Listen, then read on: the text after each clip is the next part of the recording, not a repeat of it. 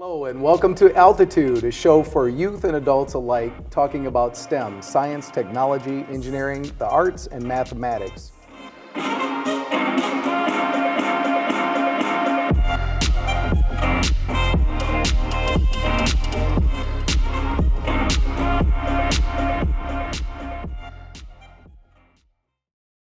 And with me is Rob Lyons. Rob, how are you doing today? I'm doing well. It's little hints of spring going on out there. Yeah. No, it's beautiful. We're up here in Minnesota and Minnesota STEM Partnership and looking forward to having a great interview with you. So, Rob, as you know, the purpose of the show is to give our youth, high school students, middle school students, and even collegiates an opportunity to find out about people in the community that are particularly focused in on working in STEM or around STEM and helping our youth achieve their goals and success in life. And so you epitomize that particular aspect of and embody everything Minnesota STEM is trying to do, and it on your own. So I'm in honor to be in your presence. Thank you.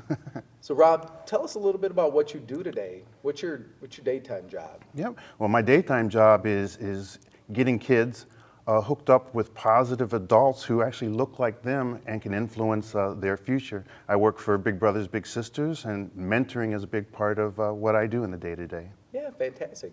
And do you have a particular role within the Bigs? Is that the correct?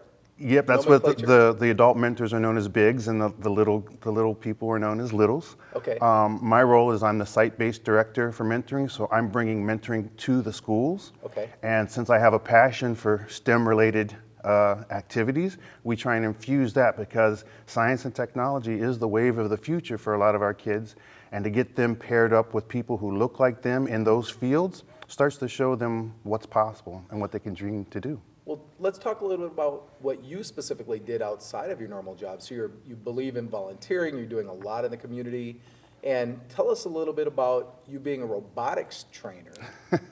That's where I want to dive into is like what you saw in your experience being a trainer, what you learned. Mm-hmm. So if you can share a little bit about your experience and name the team, where it was located. Mm-hmm.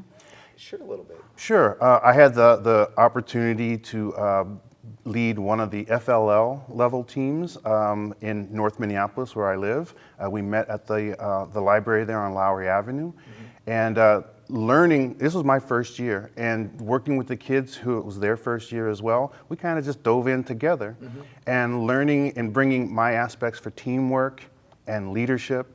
And actually getting to be a mentor was a great opportunity. We were using the Lego EV3 robots, mm-hmm. and teaching the kids how to code, how to problem solve, mm-hmm. and then how to work as a team was a really cool aspect of what we were doing. Yeah, no, absolutely. It sounded like there was just a ton of success there.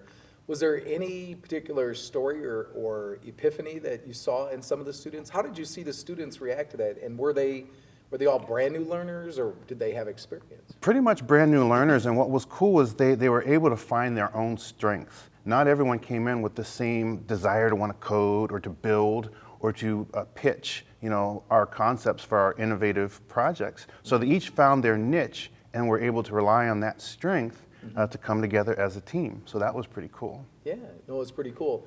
Even so much so you had a robotics competition back in December. And so tell us a little bit about what you think the students had with that experience.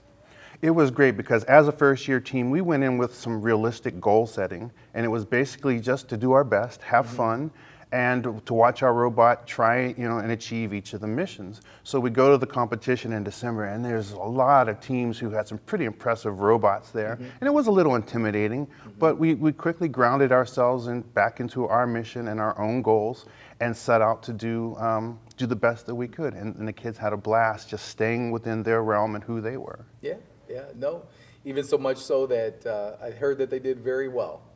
So they did very well. Yeah, they did. Our presentations were off the chain, if you want to say that. Yeah. Each of the kids, if you get that excitement of an elementary school kid, that they can be pretty intense, but they're bringing that passion. And who can fault them for bringing that kind of passion to the table? Yeah, and that's really what we love to hear, and the great work that you've been doing. And it doesn't, you don't have to be a roboticist or an engineer or a computer scientist. You just have to have the ability to help the students achieve their best.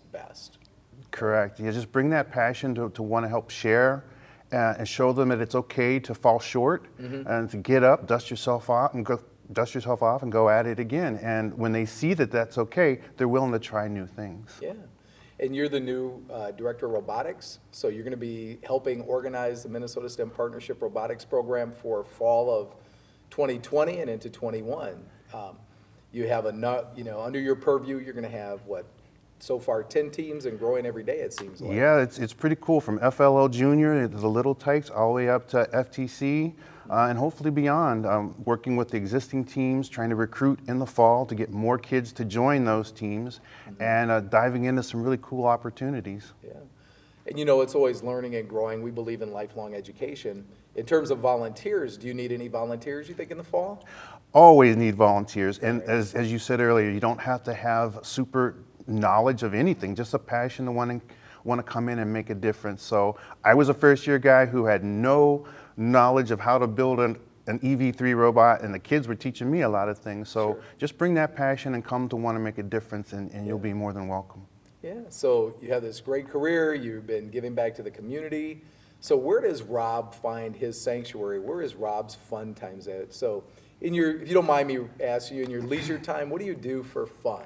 Well, believe it or not, I love to fish. I'm a bass fisherman. Okay. And this past year, my wife and I joined a club here in Minneapolis known as the Northern Black Bass Association. And it is, bass are known as, the species is a black bass fish, but it's also more than that. It's about our race and our ethnicity too. Most of the members are African American, and it's really cool to model that back in my community, because a lot of kids don't think that some things are for us or by us because they don't see it represented. So to be able to wear my jersey back in the community and show the kids how to cast a line, and catch some bluegills, just get them catching right now instead of fishing, just catching. They start to see themselves in it and start to share that passion with them. Yeah, that's beautiful. That is absolutely beautiful. So before we wrap up, any final words, any thoughts that you want to share with the youth out there from your perspective? Yep, I would say pretty much go with what excites you. If it's going to be a career, make it something that you look forward to getting out of bed and doing, and then being able to not only work for somebody, but think about becoming yourself, being a business owner yourself, being an innovator yourself. STEM is one of the passions that I share, and there's tons of opportunity out there. You don't have to go to four-year college. There's a lot of things that can be done on a two-year, through a two-year college, or just going to a trade school. But the sciences, the technologies, the engineering areas are a big opportunity for you to make an imprint and to make a name for yourself. Absolutely. Well, Rob, thank you for taking this time today and for joining us on this episode of Altitude. My pleasure. Thank you, Mike. Have a great day. You too.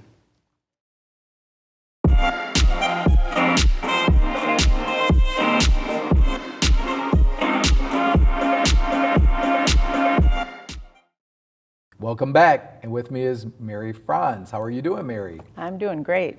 Fantastic. Well, thank you for taking your time today to join the Altitude Show and to talk about, cybersecurity and many other careers, right, related to protecting our precious universe, protecting the internet, right, protecting businesses.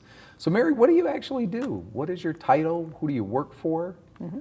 Well, it's my company. I'm the founding person. I'm the CEO and managing partner. You're the boss. I am the boss, but I can't do it without my people. So I consider them all partners. They're all integrated into the company, and it certainly isn't a one-person show over there. Definitely, no. And we had the opportunity to work with you in the past through many other organizations, but in particular, you came out virtually, and you also had some of your staff come out to Normandale Community College and did a session last summer. So I don't know if I ever formally thanked you for that, but thank you publicly on air. You did. It was a lot of fun. Thanks for asking us. Yeah, it was a blast. It was new for us too, because the business that you've created is actually so needed in today's society. And a lot of our students, we go into 4 different high schools, and the students are like, well, I want to go into cybersecurity. I want to do forensics. I mean, we even have students that say, I want to be a hacker. And I always tell them immediately, I know somebody who can help you nurture that particular talent and even some education opportunities. So tell me a little bit about, from the context of a youth, what type of work should they be prepared for in the future as it relates to your realm and your business functions? Well, the work obviously is highly technical, but when you think of the human element into that, they really need to look at how businesses function, how people function, their use of social media, because you really can't hack into anything unless you understand what it is you're trying to do. And that's the unique thing about cybersecurity, is that we can take people who know business really well and teach them to code and teach them to hack. It's actually harder to take people that only start in the technical realm and then try to teach them how to go into businesses and hack. So a healthy combination. So we look for really well-rounded people to come into this. We look for people who understand human psychology, but that doesn't mean you have to be a psychologist. It just means you have to be curious, you have to learn, and you have to connect the dots. Sure, sure. Are there many programs, or can you share a little bit about education opportunities that are out there for someone pursuing that particular discipline? Well, there's lots of programs at all the universities now that focus on security. They have cybersecurity certificates. They've got cybersecurity and forensics minors, et cetera. Even criminal justice now goes into the forensics area. What we find when we get kids out of these programs, if they didn't try to do something like Intern with us or somebody else, that they're really kind of starting from scratch, because you learn the basics.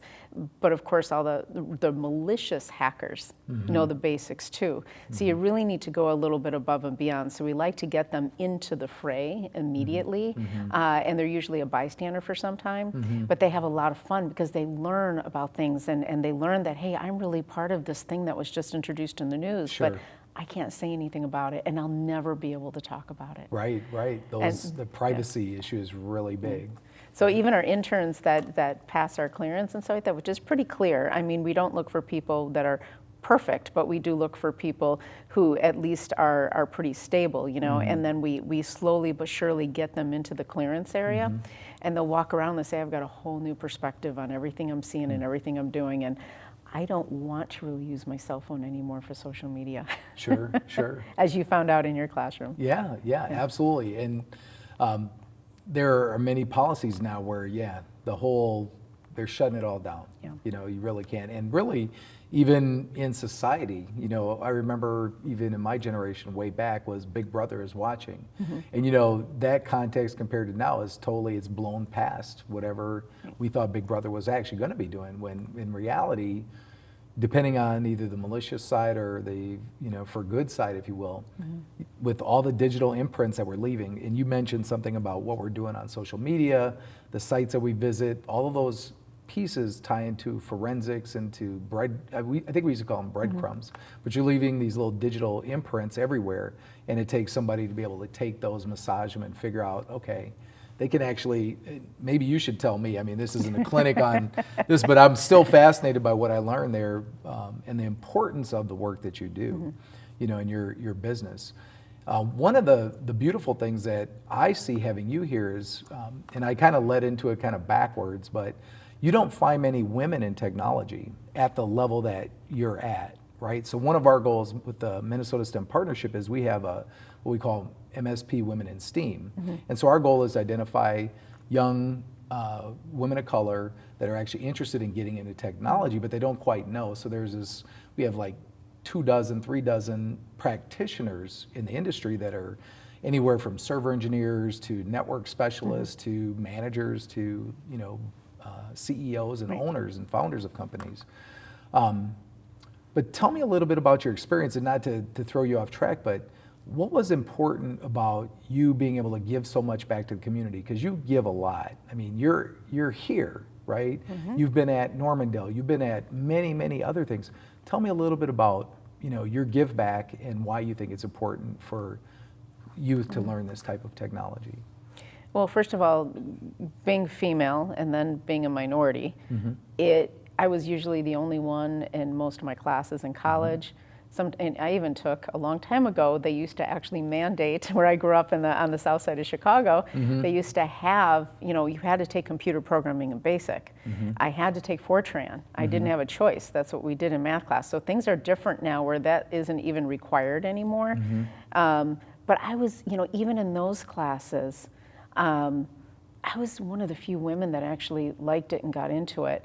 And what really bothered me is that when you get into college and when you're getting into the workplace, so much of it is based upon teams, because just like a lot of things, you split up the roles. And being the outsider, I wouldn't be invited into the teams. The teams were almost all white boys. Yep, To say the truth, matter of fact, they were all white boys, and to have me on the team, they just, it was one of those really hard things to do.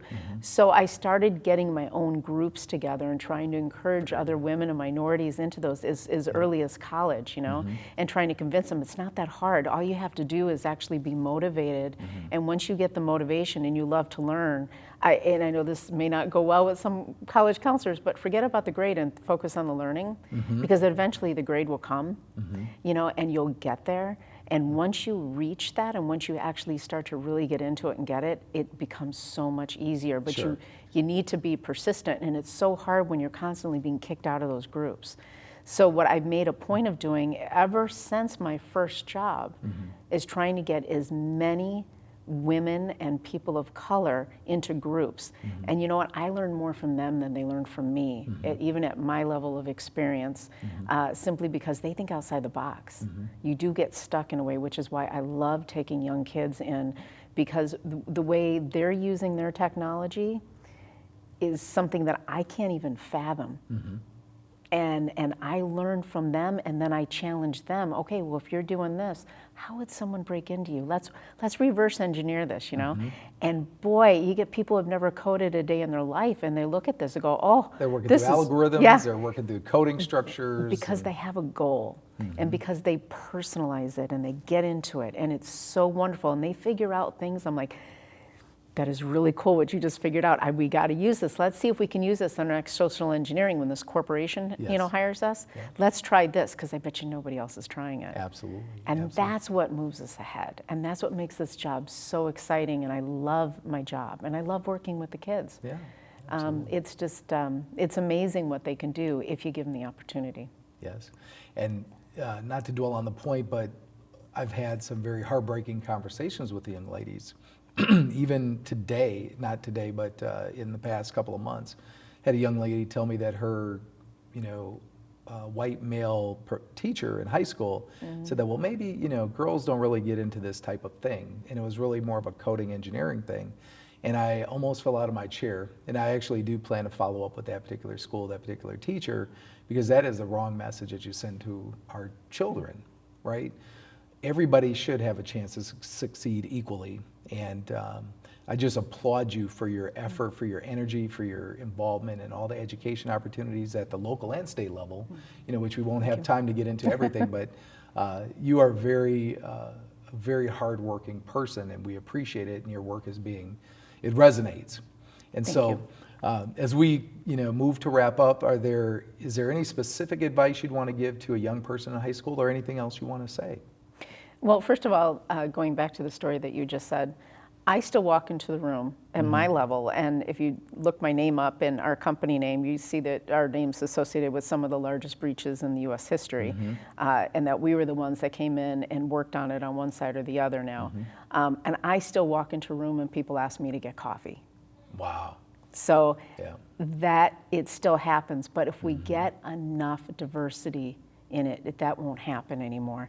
And really, diversity of thought is the key, and that means all different types of people getting into this. The other thing I also want to say is to those teachers, because I get it too. I mean, my own kids have gotten it from their counselors and their teachers and things like that. And don't be afraid to forge your own path. And there's plenty of people out there like me that are going to be right there by your side to give you the strength in order to be able to stand your ground and do what you really want to do. Absolutely. And never give up. I would much rather hire a kid who flunked it and tried again and figured out how to get through it than somebody who took the easy route and got straight A's. Yeah, that perseverance and grit. The fortitude. grit. Absolutely. And you know what? And that's why there's mentors, and that's why we have these mentor programs, and that's why I'm doing this, because I don't want to see kids give up. Absolutely. No. Well, thank you very much for your time. You're welcome. Thank you for all of your energy, and thank you for joining this episode of Altitude. Well, thank you for having me.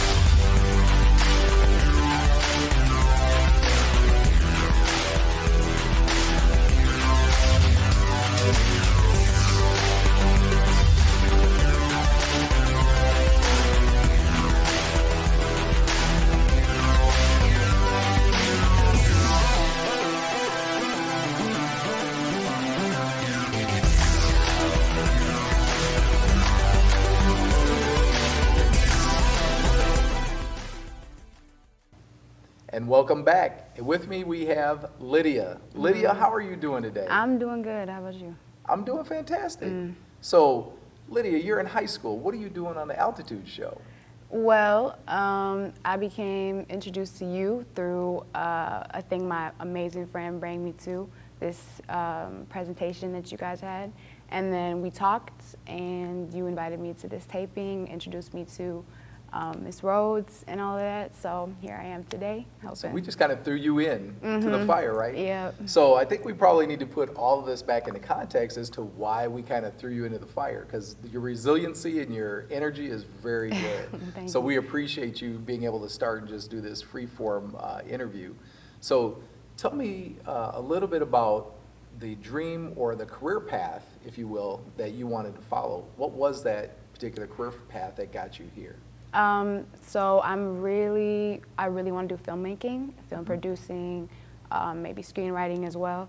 It really interests me. I think that imagery has a lot of power, and I want to be able to take that and apply that to different aspects of a multitude of things.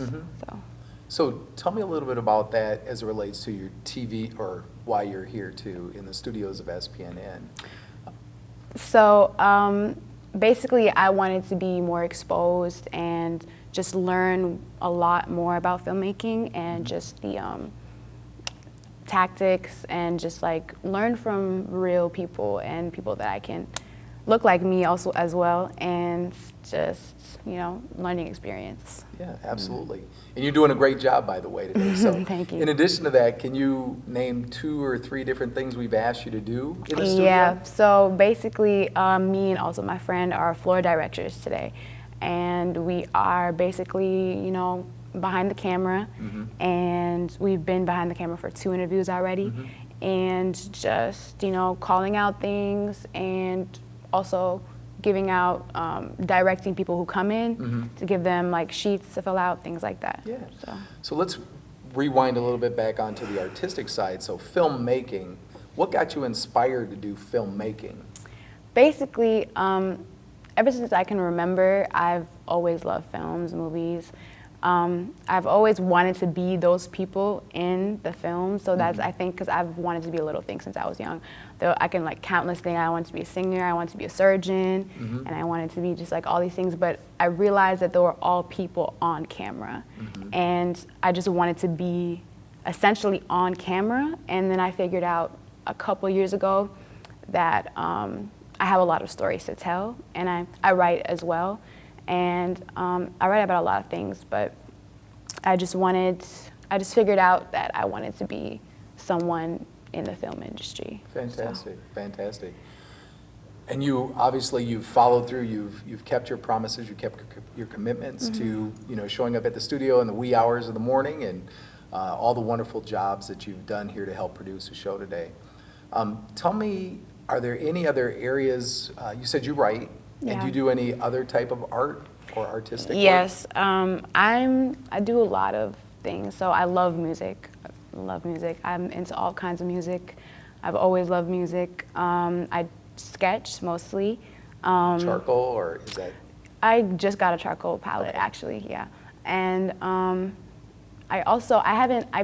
painted when I was little, but I don't really paint that much. But I have a friend who paints, and yeah, basically all of that. Yeah, no, that's fantastic, because we actually met at the Minnesota African American Heritage Museum and Gallery at North Minneapolis on that panel discussion that I participated on. And you asked a question, excuse me, about the arts as it relates to STEM. And so it's amazing that, you know, you can speak the words into existence and then they actually come through and they happen. But a lot of it is really you. And so you being able to have that drive and initiative to pursue your dreams, or at least educate yourself and get the practical experience, right, in doing these things. So hopefully any of the viewers that are watching this, that they'll contact us and be able to get you connected. But I know the folks here, especially Miss Rhodes, who is the producer of this show, is going to be very excited to have you on her list of up-and-coming Very excited as well. TV personalities, as well as producers behind the show. So before we wrap up, is there anything that you either want to say about because we've talked about almost everything here, your personal life, you love music. Is there anything in your personal life extra that you want to share before we wrap up? Well, I also volunteer for my church, Ethiopian Orthodox Sowado Church, and I feel like that is because we're trying to build a new church as well, and I think that is something not necessarily essential, but it's really helped my character, I think, because I think it's important to volunteer in the community, and especially the money going to, my church. I feel like that's really a good thing to do. So, yeah. Absolutely. Is your church planning on putting in a live streaming or a video booth or anything like that to that extent? Yes, we have a photographer actually, and I want to be a part of that as well. But yeah, I think that. Yeah, so your experience here actually and how that all happens and how you manage the talent and how you get all the infrastructure and all the cameras and the angles of the cameras together. So yeah, it's very good. You'll be able to participate and contribute at a major level. Yes. The last question then is, do you have any advice for other high school students?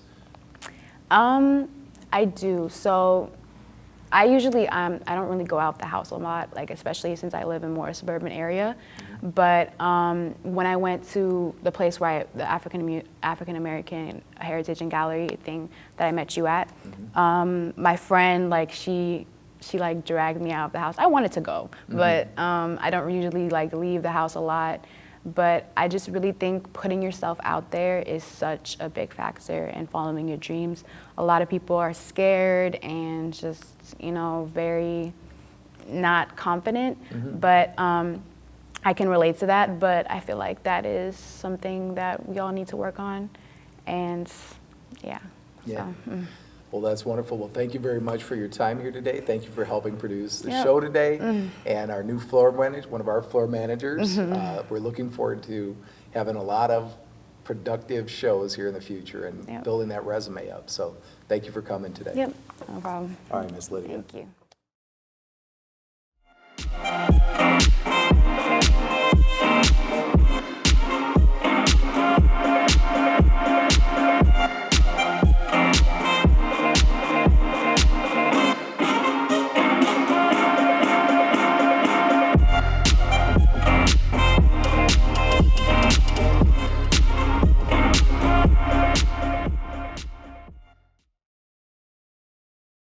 Welcome back. And with me, I have Mickey Breeze. Mickey, it's been a while. How you doing? I'm doing pretty good, Mr. Wolf. How about yourself? Fantastic, fantastic.